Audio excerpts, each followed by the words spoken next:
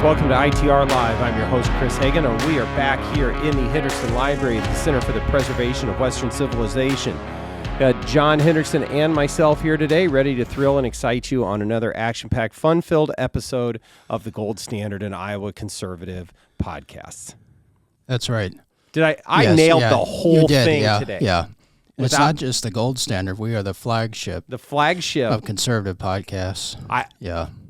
Flagship of conservative entertainment? Yes, yeah. Okay, all right. Well, then we better be entertaining. You remember, John, last time we were here? Yeah. Is we got to be more animated. Yeah. We have to, get super excited. Yes, and so we do have a few things covered today. If we're going to get John really excited today because we're going to let him talk about tariffs today. Yes, yeah. All right, so buckle up. That's excited. Coming. You're going to have to stick with us, though, because we do have some housekeeping things that we need to take care of ahead of time going into this. So there have been a lot going on just in general.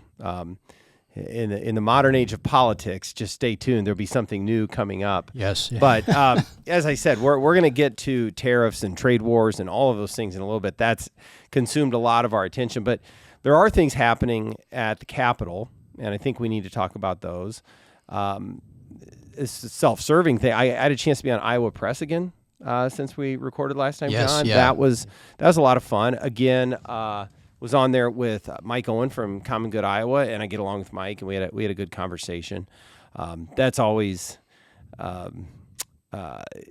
it's just interesting to sit in that seat, right? I mean, there have been presidents of the United States sit in that studio, and so whether there's a ton of people watching, I don't know. I think there's still a considerable viewership of that program, but it is one that insiders, folks at the Capitol, people like John Hendrickson pay attention to. Yes. So, and I got a lot of feedback from, a lot of people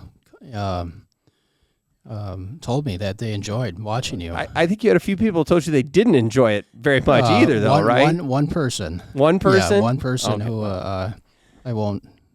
Look, was on the opposite side of us. If you're not making somebody mad, you're not doing it right. That's right, yeah. We got plenty of people that want to go in there and be Switzerland when they get to political talk. I probably talked to 3 people that you mobilized. Yeah, to talk to their representatives about property tax reform. That's beautiful. Yeah. Well, that's a good segue, John, because there is still conversations going on property tax reform, and we do still want folks to talk to their legislators about it. We've spent a lot of time analyzing and working through the bill that, gosh, it's probably been 3 or 4 weeks ago since they released the first version of this, I think. And so I think even today, maybe even not quite yet, but there is new details coming of kind of the next revision to this bill. I don't know how brand new it's going to be, if it's just updates to it or a whole new bill, but there is more coming. So if you were bored this week, John, we're going to have some more analysis for you to do. So yes. Yeah. This is where the exciting, you jump out of your chair and it's like, I'm so excited, and that's going to give the viewers that excitement they're looking for. I was really excited when you gave me a budget task before lunch, and I really enjoyed that. Yeah. Okay. Well, that's how I do. I was getting ready to go to lunch. And I just did a flyby at John's office. Hey, John, do some budget analysis for me. And no lunch for John. He gleefully digs in and starts cranking through some numbers. But that's what's going on at the Capitol right now. So we got work is ongoing on property taxes, and I think I don't want to oversimplify it because it is incredibly complicated. But to make sure that if there is a property tax reform bill, that it benefits residential property taxpayers. Is that kind of the gist of it? Yes, yeah. And so we got to make sure we do that. We'll have more on all that as it comes out. At the Capitol recently, supplemental state aid, K-12 student aid for the year is often the first spending bill, and it technically, for you Capitol insiders, understand this isn't a spending bill.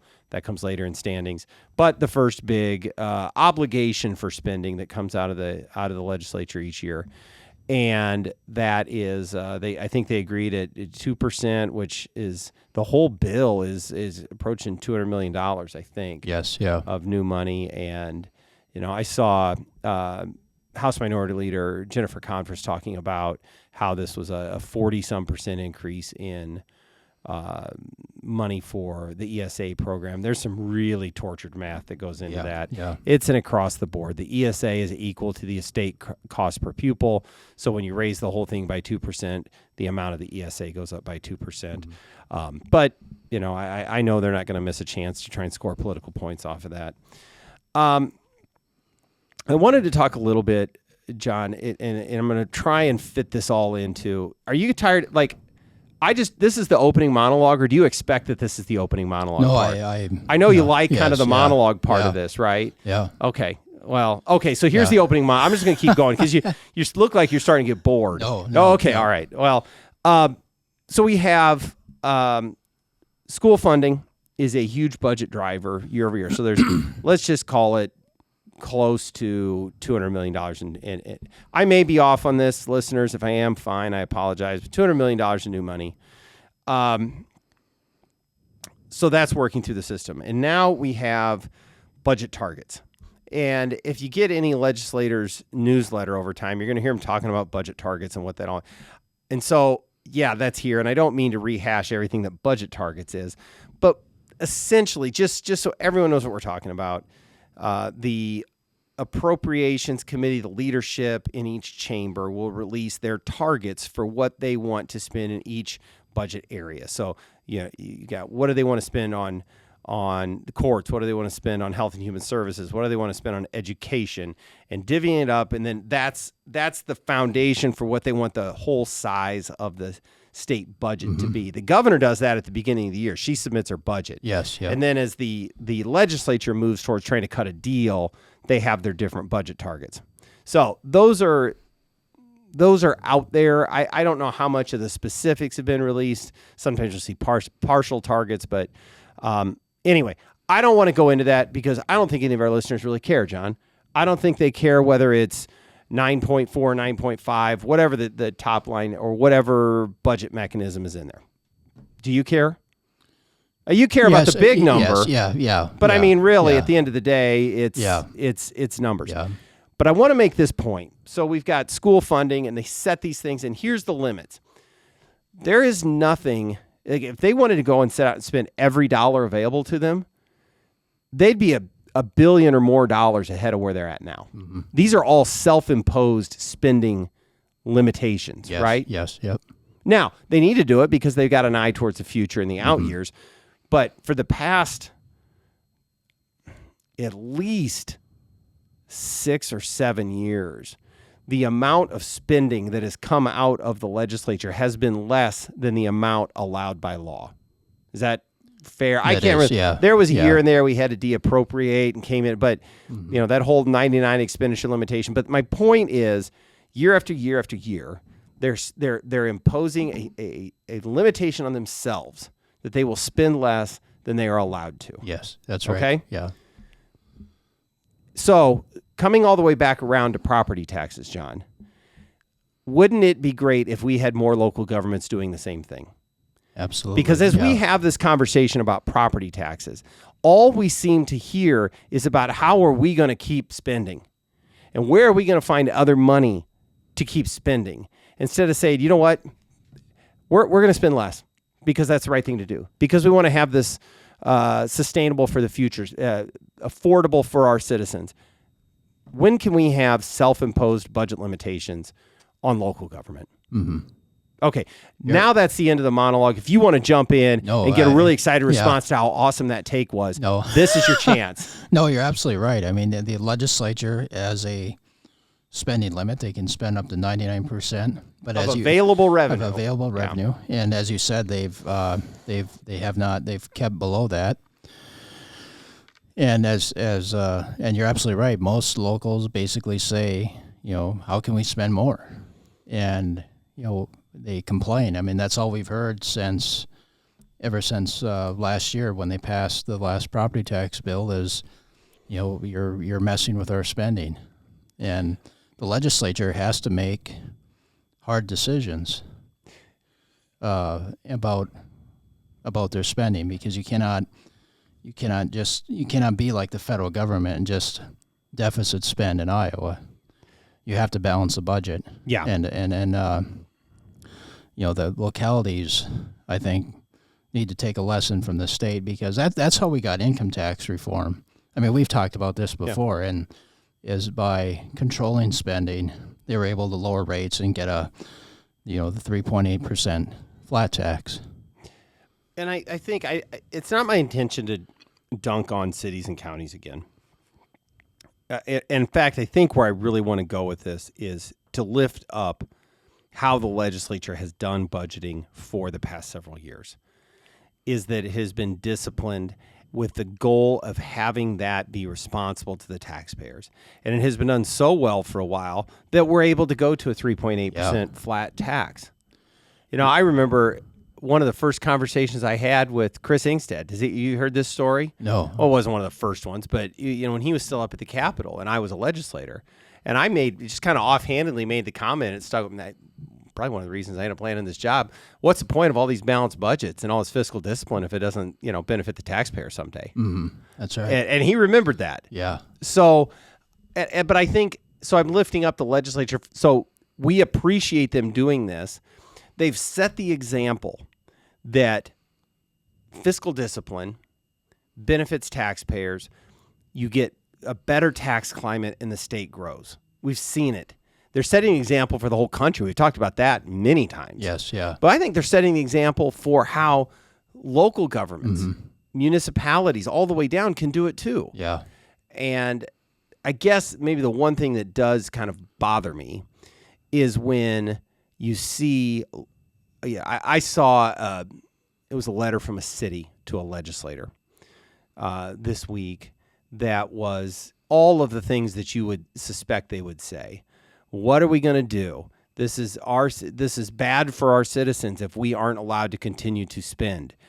And we need alternate revenue. What are you going to do to help make us whole? You know what? Nothing. Because they're not talking about alternate revenue at the state capitol. They're talking about budget discipline. That's right. And so it takes a lot of hubris on behalf of these cities especially to come crawling to the Capitol and say, don't do this because it's terrible for our citizens if we don't build a new aquatic center. And you need to give us more money from state tax dollars. Give me a break. Yeah. I mean, legislators ought to be looking at them and just almost incredulously saying, you've got to be kidding me. Figure it out. Yeah. So anyway, I just, again, wasn't my goal to come in here and dunk on them. It is how good of a job, even in challenging times, and this isn't necessarily challenging times, that they do with the budget. And it's why we have a lot of confidence that it'll be good going forward. One thing I'll just point out quickly on this issue is we did an article, maybe it was last week or the week before, of looking at across the country in several states there's a movement taking place of people and some local officials that are tired of high property taxes and looking at spending as a solution. And so states like Maryland, New Hampshire, this is at the local level, not at the state legislative level, but there's policies and initiatives going on to, in a sense, limit local government spending to provide property tax relief because people are getting tired of high property taxes. And, government spending drives taxation. And so it's not just here in Iowa, but we see this in many other states. Yeah. Look, at some point, I think I've said this before, when the people out there, and enough of them in big enough numbers, get frustrated with something and expect action on something, it will come to the surface. And it might not even, you talked about some blue states working on these things. Mm-hmm. It becomes less partisan. Now, the solutions that a state like Maryland may come up with are radically different than, not radically, but different than what Iowa might come up with. But the people at some point will be heard. Yes, yeah. And across the country, they are mad about property taxes. Yes. And it's why I think that I think you'll see it here in Iowa as well. One more legislative update, just because it's an issue that we care about and we're tracking. Senate Study Bill 1221, I think it is, but the constitutional amendments are in there. The 2/3 votes to raise taxes. Yep. So that had a subcommittee. Let's see. I think today passed. Today being Wednesday, and it is on the schedule to run out of committee in the Senate tomorrow on Thursday the 10th. So some action on that. We would like. They don't have to pass it this year. They could pass it next year, and it still operates the same. But I think we would prefer that they run that this year so that if that is going to be on the ballot, we can begin to prepare for it. Mm-hmm. And, if something's a good idea to do tomorrow, it's probably a good time to do it today. Yes, A good idea to do it today, so let's go. Yep. So anyway, that's all good. Excited about that. And that's kind of the what's going on at the Capitol. Okay, so the big news maybe anywhere in the world right now, is the tariffs announced by President Trump. And I told you, I think yesterday, that I'd give you a chance to talk about this. Yes. Give the folks a little bit of a lesson. Yeah. And then just in the last couple hours, the president announced that is it a 90-day pause? 90-day pause, yeah, except for China. On everything except China. So that is certainly breaking news here. And the markets have responded favorably to that news. But this isn't something new, and it's not something that Donald Trump dreamt up, and it's not even something that some of his predecessors hadn't done. But I don't know how to frame this up for you, John, but this is not a new question in American politics. In fact, it's a very old one. It is, yes, yeah. And I like to give you a chance to talk about history a little bit, and we don't want to go deep into this because we are limited on time today. Yeah. But what do folks need to know that they are not hearing from the mainstream media about tariffs? Yeah. Well, what I think a lot of people don't realize is that the tariff one has been a issue of great debate through our history. But for most of our history, we've been a nation that has been governed by tariffs. In fact, one of I think the second bill that President George Washington signed was a tariff bill. Our first Secretary of the Treasury, Alexander Hamilton, who was on our $10 bill, who was considered the father of American capitalism. One of his famous reports he issued was a report on manufacturers, called for a system of protective tariffs. And one of the reasons Hamilton did this, the tariff was a source of revenue. It was also meant to protect American manufacturing at that time. And one of the reasons for that was Hamilton was with Washington at Yorktown, and they both realized we cannot rely on a foreign power for necessities again.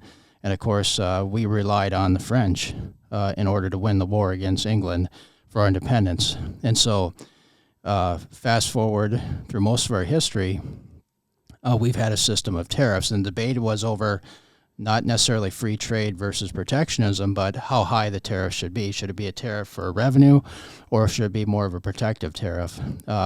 Even the Jeffersonians, Thomas Jefferson, James Madison, who had tended to be more on the free trade side, had a change of heart after the War of 1812 because they hollowed out the nation, and they realized that when the War of 1812 broke out afterwards, they realized they gutted pretty much everything, and they said, well, we need to rebuild America.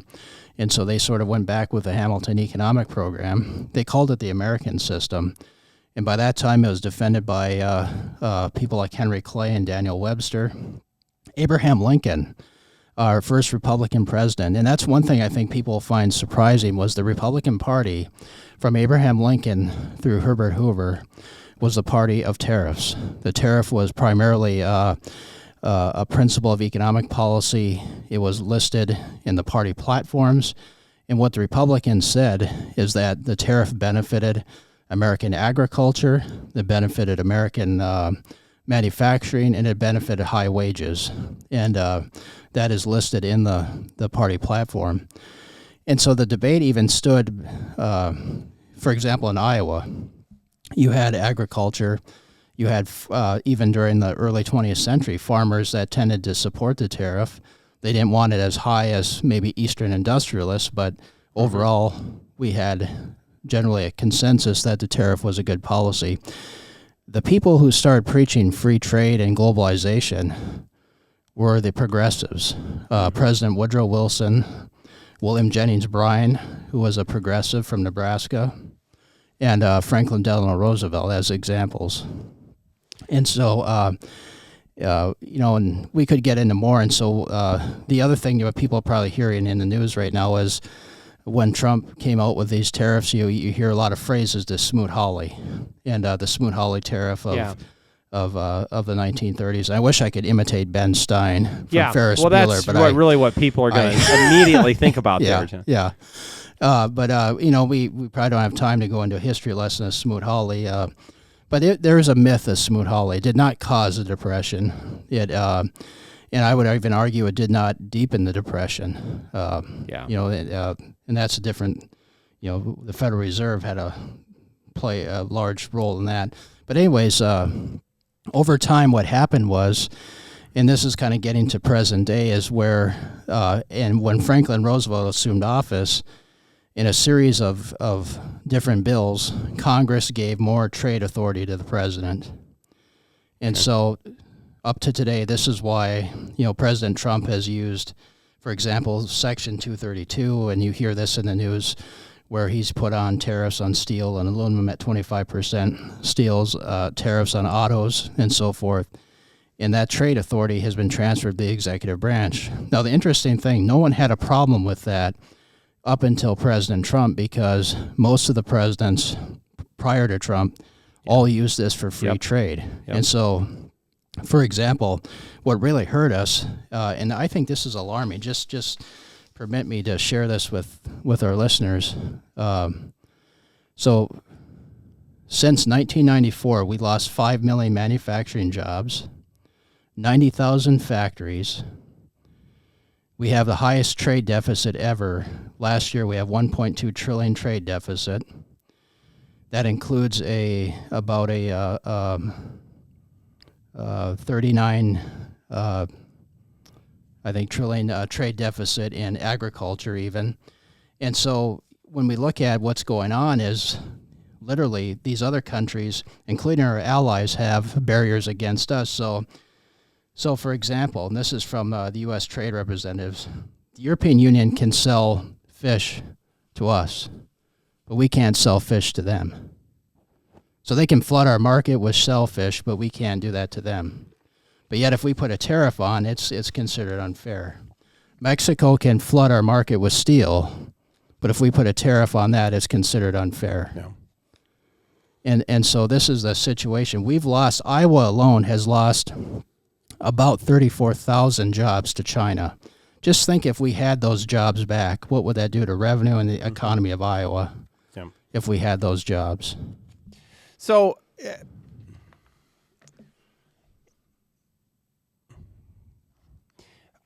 I think I'm not quite sure where to go with all of that, John. I threw a whole bunch of stuff. You did, and I think it's good to let folks know kind of the history and the background. And I actually on this, and I've said this before to you, John, I can understand both schools of thought. Is that overall, the argument is that we're overall better. Our economy functions at a higher level if we can focus on the things that we have an advantage on with regard to other countries.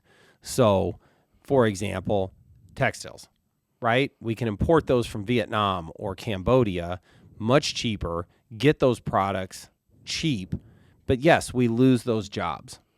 And in places like, our colleague Sarah Curry, in where she's from in North Carolina, they're gone. Or places like where you grew up in the mines in northern Minnesota. I mean, I'm not arguing for it or against it, but that argument is that, well, now as a broader economy, we're able to focus on the things that we have an advantage on. Not sure if I completely agree with it or not, but that's the argument. I think it's very clear to me that this is something that President Trump genuinely believes is the right thing to do. I mean, he has been saying this for most of his public life. I mean, I think going back to the 80s, he's been on this of unfair trade.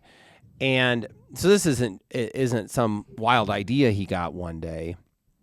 In fact, of all the things that he's talked about as a matter of policy, I think trade policy is probably the one that's the most authentic. Yes, to absolutely. him of many of them. I think probably you could say that immigration and border security maybe being another one. But it's interesting. So I don't know where I come. The one where I definitely come out on the side of, call it protectionism, call it trade policy, is the things that are critical to our national security or key national interests. And we've talked about that before as well. But I believe that we should have a steel industry in this country. Yes, because we need to be able to manufacture things. I think we should have pharmaceuticals. Yes, yep. Those whatever the top 100 we should make here. Yeah. And we saw it during COVID and supply chain disruptions. Yeah. There were basic pharmaceuticals we didn't know if we were going to have. Semiconductors. Right, semiconductors being another one. I think, look, if we weren't able to buy $12 T-shirts at Walmart for a period of time, I think we could find a way to survive. Yeah. As a nation and still be strong. We may not have the latest styles. We might not look as good as you and I have become accustomed to setting ourselves out as on any given day, John. Yeah. But we'd make it. Yeah. But you saw the semiconductors that popped up in a lot of areas. But for example, the new car, the auto industry, they couldn't put the So anyway, and not that everyone needs a brand new car either, but I think we should focus on one.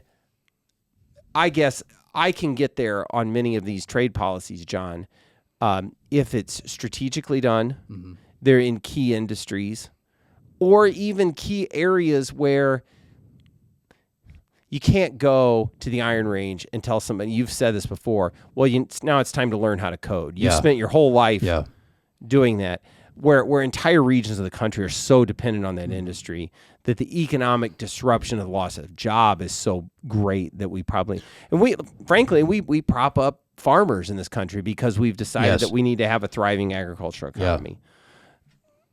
So I don't know where I completely fall out on it, John.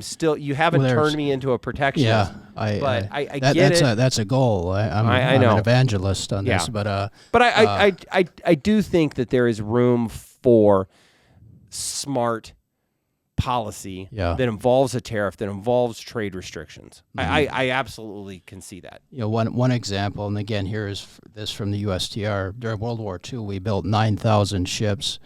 Last year, we only built 3. And China has built dozens.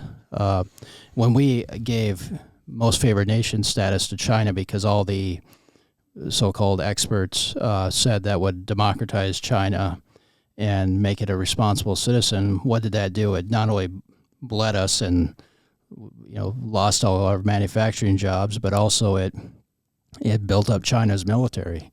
That was one direct consequence of that. And I think one thing I'd like our listeners to just consider, because there's a lot of, I would just say, really a false narrative in the media that what President Trump is doing is not conservative. And we can have a debate on whether or not NAFTA was good or tariff or free trades are bad, but I do want our listeners to know that you can be a conservative and support protectionism and tariffs. Some of our most conservative presidents in our nation's history were strong defenders of the tariff. You can't get any more conservative than Warren Harding or Calvin Coolidge. Andrew Mellon, who the supply-siders worship, but they don't tell you the story that Mellon defended the Smoot-Hawley tariff. Yeah. I've read the press releases, and I've got them printed out in my office. I believe you. Yeah. We all believe you. Yeah. And, Coolidge defended it. Yeah. Coolidge defended Smoot-Hawley. This would make these supply-siders, their heads spin. I mean, they don't want to acknowledge that. But the tariff, that's the other thing, too. The tariff is part of a strategy of an economic policy tool. So here's the other part that the Republicans need to do. They need not only to use tariffs, but they also need to get the tax bill done, and hopefully cut spending and continue deregulation. I don't think they'll cut spending. I wouldn't hold your breath on the spending things, John. But that needs to be done. But that won't happen. Yeah. I mean, well, there's more chances of me eating an onion than having that spending done. I think that's one of the things that I found interesting in this, and I wanted to have you address here. And we're not trying to set forth the Iowans for Tax Relief Foundation policy paper on trade policy, but that this is not a new thing in American politics, and it's definitely not a new thing inside of the Republican Party. No. Now, we have gone through an extended period of time, certainly, I think, predominantly in the post-World War II area, where both parties generally were free trade minded. Yes, yeah. And that probably was coupled with an effort towards the global foreign policy, security regime that had been in place too. But be that as it may, it's certainly not new, and I'm not defending it, but I'm not being critical either, because like I said, I can see some wisdom through this too. Yeah. So. Well, good. Here's when I told you I wanted you to talk about tariffs, John, I had a fair amount of trepidation, because I figured that would turn our usual 30-minute episode into about a 3 or 4 hour marathon. You've got a lot of notes in front of you. I know. I was really excited reading and prepping for this. I know. So if we were to kind of start wrapping this up pretty soon, what would be the thing that you would be most disappointed you didn't have a chance to make I would really like sometime to talk about Smoot-Hawley. Can give us because it is in the news. Yeah. And the timing, it feels like Smoot-Hawley. Just tell folks what that was. Yeah, so Smoot-Hawley was the tariff bill that was passed and signed into law by President Herbert Hoover in 1930, and it supposedly, this is what the narrative is brought us deeper into depression. That's what Ben Stein said. Yes, yeah, and it I would say no, and there's other historians who would agree with me on this. And there's also an argument that says Smoot-Hawley set the highest tariff rates, and I think that's also questionable. Mm-hmm. But basically, what happened was, Smoot-Hawley is basically now whenever you think of tariffs, you think of Smoot-Hawley and Herbert Hoover, and that's why you see the comparisons of. I was in the dentist last Friday, and they had the Today Show on the monitor as. I was getting my teeth worked on, and they showed a bread line in President Hoover and talking about Smoot-Hawley and that, Trump is going to bring us to the Depression again. And Smoot-Hawley was not, for one thing, when the bill was passed, the market had already crashed. Yeah. And the other thing is that, the source of international trade at that time was a very small part of our economy.